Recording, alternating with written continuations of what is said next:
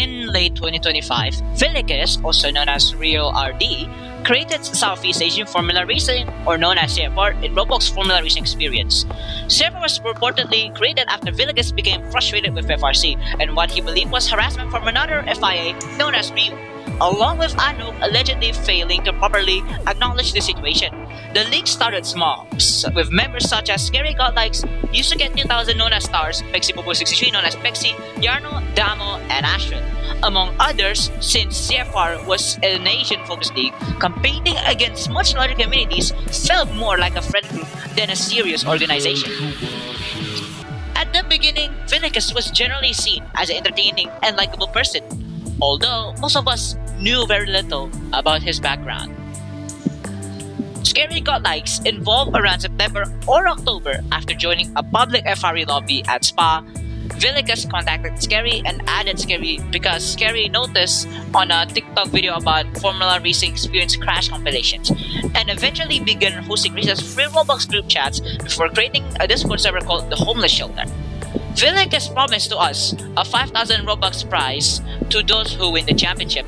During Season 1, Scary noticed what he believed was favoritism during a particular driver. Despite incidents Scary considered clearly their fault, they repeatedly avoided penalties and raised the issue with Villegas several times before he eventually banned the driver.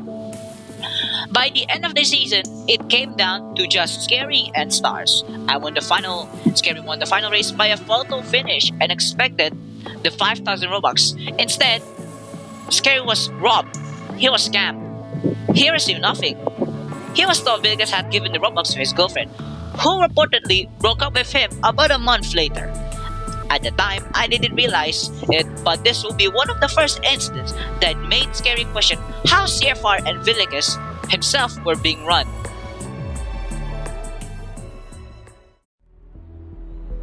Season 2 was where things began to become much more concerning.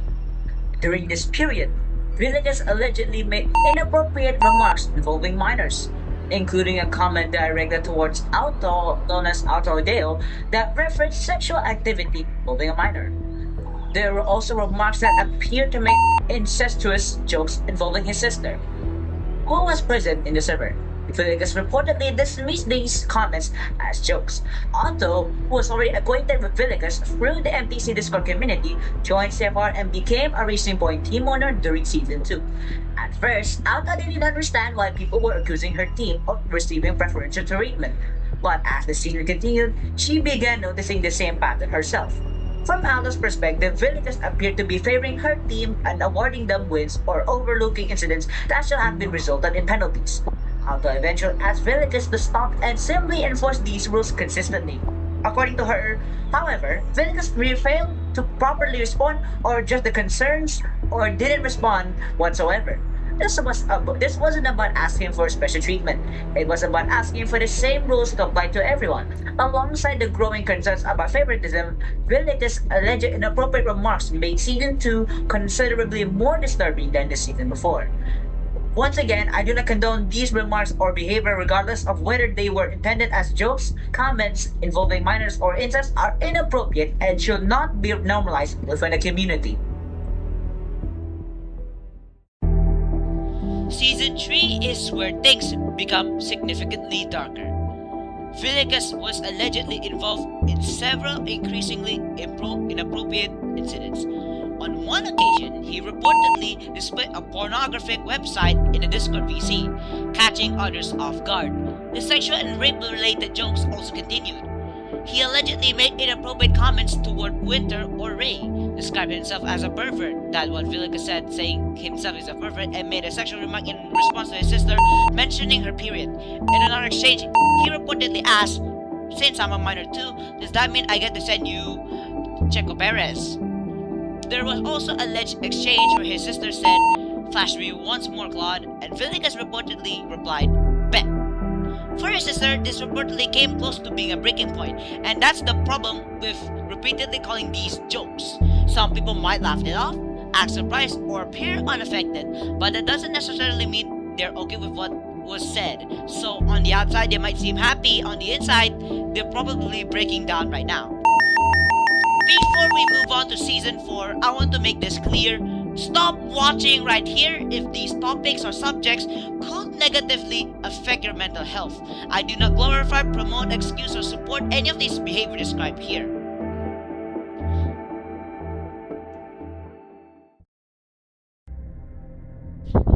Season 4 started surprisingly well. The server was booming, new drivers, new members, and new fans were joining thanks to the media and marketing work done by Nen and me. But behind the success, things were getting worse. Vilica's alleged jokes had become a near-daily occurrence. His sister was barely using Discord anymore, while the alleged incest-related jokes between Vilica and Del had become increasingly extreme. At the same time, she was reportedly still dealing with grief from the loss of a classmate the year before. The alleged sexual and child-related jokes continued as well. And there was me. At that time, I was 15 and Vilica was 17. He allegedly threatened that he would groom me once he turned 18. That sounded not like a joke to me. As the season continued, CFR itself slowly became less active. New people would join and counter the alleged behavior, and some reportedly left almost immediately. Others stayed for a few days before leaving. Nen also became a target. Villegas allegedly repeatedly insulted her ability to race because she was a girl. Despite that, she continued racing and maintained a strong mentality. Other regular members were allegedly targeted as well, with some becoming increasingly uncomfortable or choosing to stop speaking. There were also concerns about favoritism. One time, I invited my sim racing crew chief Phil into CFR, and during one race, he allegedly received preferential treatment from Vilicat and appeared to be exempt from certain rules just to insult me. The available CFR footage and files are part of the basis for that claim. But then came the most serious event of late season 4. By August 6, one member of the community was reported as being involved in a serious real-world situation and was subsequently presumed dead. I'm not going to speculate about what happened or claim that anyone caused it. What matters here is the member of the community was suddenly gone, while Vilikas reportedly wasn't even aware what had happened. And by this point, Season 4 had become more than a story about racing. But then, it was Vilikas' final season as CFR.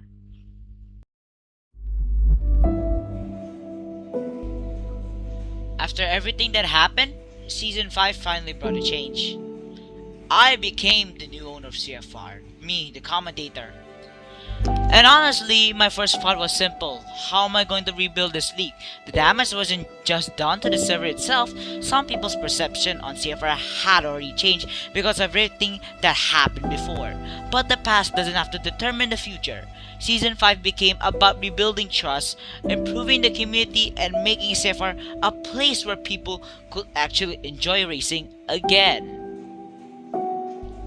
So, what's the moral of the entire story? Don't cyberbully. You never know what the person on the other side of the screen is going through. Words that might seem like jokes to one person can have a completely different impact on someone else. And that's why this video isn't meant to glorify what happened. It is meant to raise awareness about mental health, document the digital footprint surrounding Vilikas, and show why online behavior matters. Do not normalize incest jokes. Do not normalize rape jokes, and don't normalize jokes involving child sexual abuse. Something being called a joke doesn't actually make it harmless. Kung isa kang employer, university, or school na nakakita ang video na ito dahil sa digital footprint na inuugnay na kalug, huwag agad maniwala sa kahit among claim pero huwag din itong basta-basta balewalain. Suriin ang ebidensya, suriin ang buong konteks, at gumawa ang sariling desisyon batay sa mga bagay na mapapatunayan. At para sa mga taong malapit sa kanya, kabilang na ang mga taong nakikipasasan sa kanya sa matinindihin ninyo ang buong konteks bago ninyo ipatangol o husgahan ang kahit sino. Hindi ito tungkol sa paghihiganti. Hindi ito tungkol sa pagsira ng buhay. Ito ang tungkol sa accountability, digital footprint, at kung paano nakakapekto ang ginagawa natin online sa ibang tao. CFR had a dark chapter, but it doesn't have to stay that way.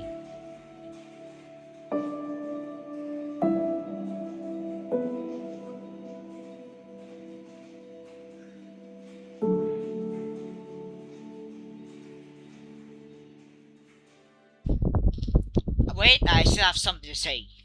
Even with a broken league, we didn't stay broken. I didn't decide to say goodbye CFR after all. I didn't say let's make a CFR as a friend group instead of continue it as a racing league. I decided to make it. I decided to continue it again. We rose again because every crack can be repaired. Not with money, not with favoritism, not with power, but with passion. With every member who stayed, every driver who returned, every person who believes CFR could be something better. The past will always be part of our history, but it doesn't have to define our future. So, once again, let us make CFR a better place once more. A place built around racing, community, and people treated fairly. And when serious wrongdoing happens, let proper authorities handle it through the law.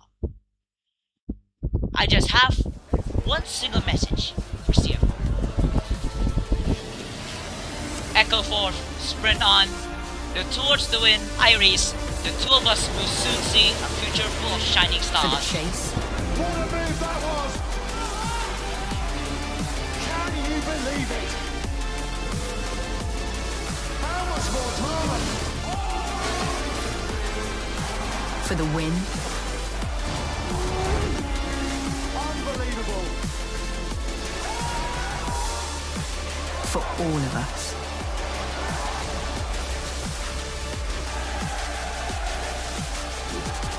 It is pure magic!